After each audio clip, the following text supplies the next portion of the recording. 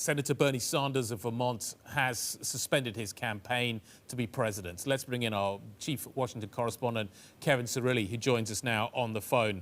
I guess a lot of people were anticipating this. Is Joe Biden's path to the nomination now clear?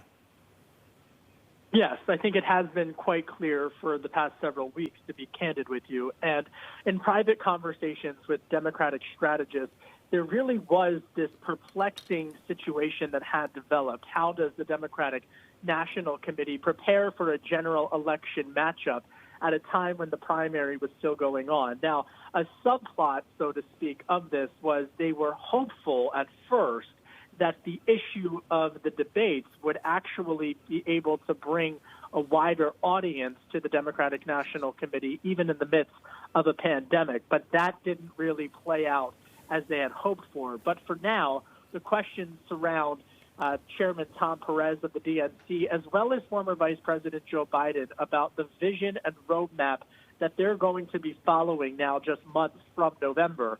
Biden saying yesterday that the November election date ought not to be changed. However, also now awakening to a new reality that the size of the convention likely will have to be somewhat smaller. But moving forward, even from a data collection and a voter data collection standpoint, there are new challenges that Democrats and the Biden campaign face. With the lack of rallies and the lack of an ability to crisscross the country in battleground states, also comes a lack of an ability to collect voter registration data. That's something that the Trump campaign already is sitting on a trove of because they already went through the last cycle.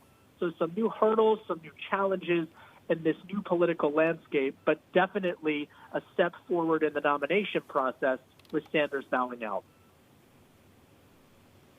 Kevin, what is Bernie Sanders going to do about his supporters? They are so hell-bent on Bernie Sanders. I mean, Bernie Bros is a thing for a reason, right? Is he going to actually endorse Biden, or are these people going to sit home in November? Alex, that's such a great question, and you and I have spoken about this a little bit offline, just in the sense of how the Sanders political movement, and it really truthfully is a movement, was able to galvanize such a large part of the electorate. However, the data in early states, including Iowa and New Hampshire, suggested that he wasn't able to expand that base or increase turnout at the rate that his advisors had projected. In terms of an endorsement, it's striking that Senator Elizabeth Warren has already endorsed Biden, even before Sanders bowed out.